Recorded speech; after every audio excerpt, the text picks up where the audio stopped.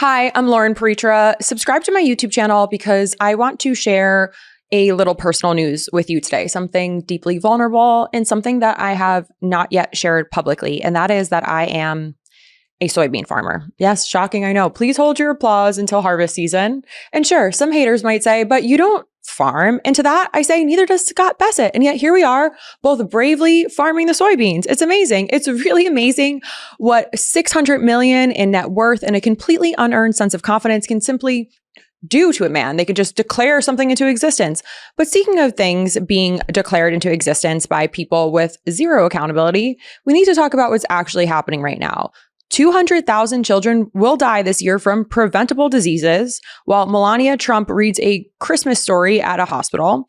RFK Jr. is playing scientist with their lives, and JD Vance just gave America permission to call the cops on his own wife and kids. Yes, his biracial children and his immigrant in-laws. And then he tried to claim it. He tried to make it be about borrowing sugar. And in Florida, a teacher assaulted a student for months on camera with surveillance footage, with bruises shown to staff, with bite marks. But sure, Ron DeSantis keeps banning books with penguins that have two dads. Anyway, let's get into it. Since the agreement with the Chinese, they are going to buy 12.5 million metric tons. But Margaret, I'm involved in the agricultural industry. I run a soybean farm, and I can tell you— own one. You invest in it. Sorry? You own or invest in and people in my family go out and work on it. I actually just divested it this week as part of my ethics agreement, so I'm out of that business, but I probably know more about any Treasury Secretary than about agriculture since the 1800s. And I can tell you that what farmers need is certainty, and we have put that in place with this trade deal. Scott Bessent, bless his cold black heart. He and that $600 million net worth that he's got, saying he runs a farm. It's incredible, because I've also been meaning to tell you all that I'm also an astronaut. Like, Scott Bessent is truly so used to being surrounded by sheep that he will just expect them to nod and agree to anything he says, whatever he wants to say, even if it's not real. The confidence of a white, mediocre man is truly something to be studied. Even the reporter has to do the whole like gentle tap, like, no, you actually don't run a farm. You just invested in one. Just like my invested employee RSUs from Amazon don't make me Jeff Bezos. And then he immediately pivots into like, well, people go out and work on it. And oh yeah, do they? Is that what they do on the farm?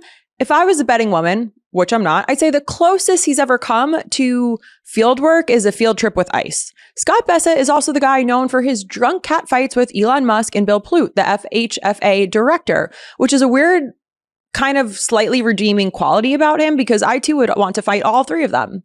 And he's also the same guy that weaponized Americans' private tax information by giving it to ICE so ICE could raid the IRS's confidential database to hunt down immigrants and deport them, destroying privacy protections that had stood for decades and turning the simple act of paying your taxes into a trap that could get you deported.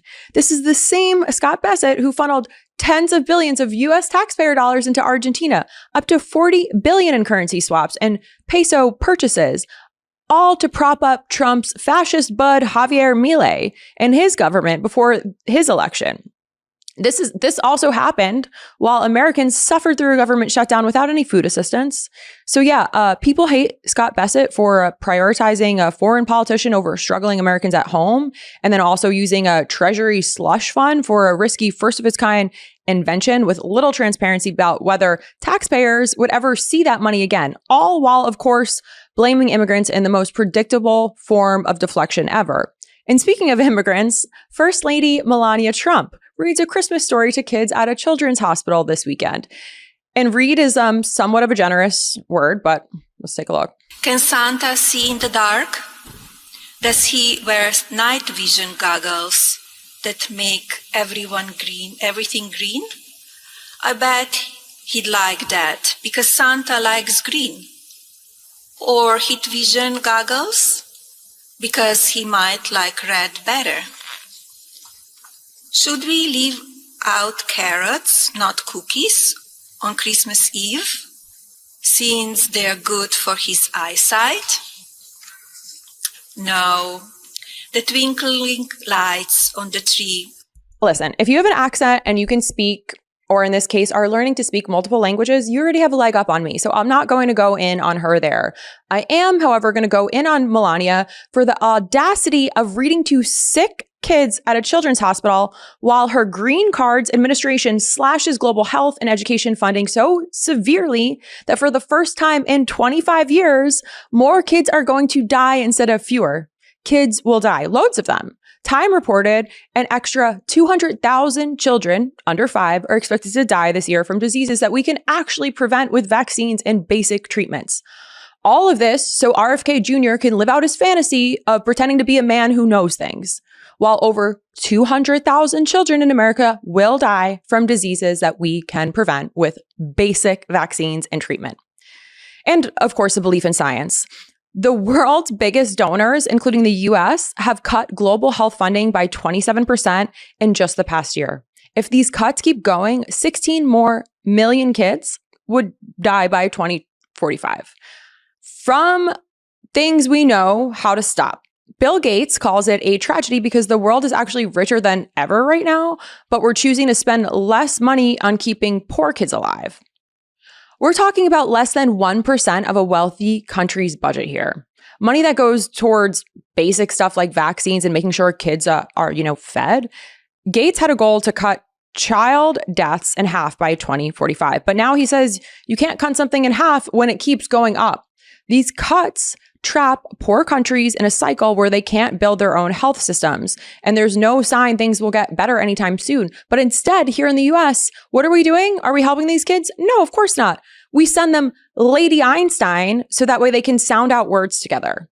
The cognitive dissonance is wild, almost as wild as this clip of JD Vance from about a month ago that's circulating again, where he says, "Hey, America, it's fine to not want your neighbors to sound like my in-laws or look like my children." Actually evicted from the house because there are people who are going to pay more for rent.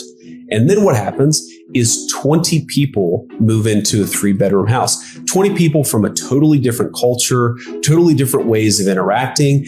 Again, we can respect their dignity while also being angry at the Biden administration for letting that situation happen and recognizing that their next door neighbors are going to say, well, wait a second, what is going on here? I don't know these people. They don't speak the same language that I do. And because there are 20 in the house next door, it's a little bit rowdier than it was when there was just a family of 4, a family of 5. It is totally reasonable and acceptable for American citizens to look at their next door neighbors and say, I want to live next to people who I have something in common with. I don't want to live next to 4 families of strangers. Okay, cool. JD Vance, the man who is married to Usha Vance, the daughter of Indian immigrants, a man who has biracial children who have brown skin, is standing there with his gut out and his guy liner on camera to give permission to people who are side-eyeing his own wife at her own mailbox. Dad of the year, that's what he is. He's validating the exact xenophobic impulse that would make Karen from the cul-de-sac comfortable enough to call the cops on his own family while living next door. What a supportive partner.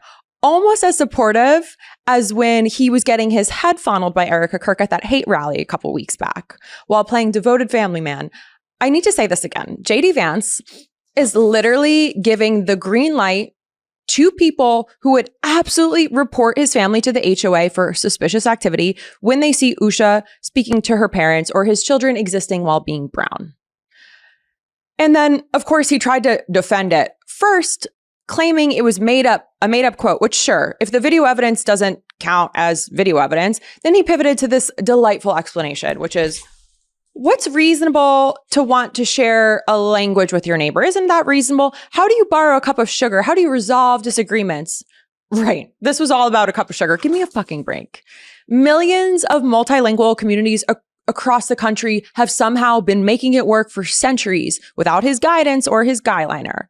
They love to villainize the wrong people. I am literally so not shook at all by one of my neighbors speaking Farsi, but I will absolutely take the stairs instead of getting into an elevator alone with a strange man that looks like JD Vance. So yeah, you guys did that one to yourselves. So and speaking of actual threats versus completely fake manufactured ones, another wholesome story out of Ron DeSantis's Florida. I call this clip the teacher Pedalini. Elias Farley made his first appearance before a judge today. He was a science teacher at Donna Klein Jewish Academy, and deputies say he had a months-long sexual relationship with that student. Farley is now charged with unlawful sexual activity with a minor and offenses against a student by an authority figure. In a statement, a school spokesperson tells us, quote, "We are steadfast in our commitment to providing a safe and secure environment for everyone in our school community." No way. So you mean to tell me the state that's been laser focused on banning books and gay people, the state that's been legislating what teachers can say, what bathrooms people can use, and what words can appear in school libraries, that state missed another good old regular predator in a position of authority? A science teacher at Donna Klein Jewish Academy in Boca just got arrested for using Google Docs to groom a student before repeatedly assaulting her in his classroom and in his office and in his apartment for months of abuse. Bite marks and bruises shown to staff. Surveillance footage of a teacher and a student disappearing into locker rooms for over an hour. All happening under everyone's noses in the supposed free state of Florida. Not one immigrant, not one trans person in sight. How are they going to find a way to blame all of this on a book about penguins with two dads? Like maybe instead of pouring all this legislative power into mandating the gospel of Charlie Kirk and making sure that's in every Florida public school, which is something I covered a couple weeks ago, by the way, maybe we should keep a closer eye on the statistically predictable abusers of power. What do you say? The school's response, of course, is a weak statement about approaching the situation with the utmost care and maintaining a safe, compassionate environment. But you know what I think would have been caring? Not letting a 26-year-old teacher isolate a student in a locked room for months while the staff apparently saw nothing. Surveillance footage was there the whole time. The student showed bruises and bite marks to an art teacher. How many red flags does it take? Naturally, the comment sections on posts on this story across the internet are doing exactly what comment sections do, turning a straightforward case of predatory abuse into an opportunity to focus on how creepy the guy looks in his mugshot, which certainly does look creepy, and how, of course, Floridaing again. Meanwhile, there's never any real conversation about how instead of actually protecting children, institutions repeatedly look the other way when it comes to real predators. This guy wasn't even trying to hide it. He was operating in Google Docs and making this abuse known widely and available in surveillance video. It's almost as if they're protecting us from the wrong people. You know, and if this video expanded your perspective or you found it useful, again, I am Loren P. Across all social channels, I'm Loren Piretra. Love this video? Support independent media and unlock exclusive content, ad-free videos, and custom emojis by becoming a paid member of our YouTube channel today. You can also gift memberships to others. Let's keep growing together.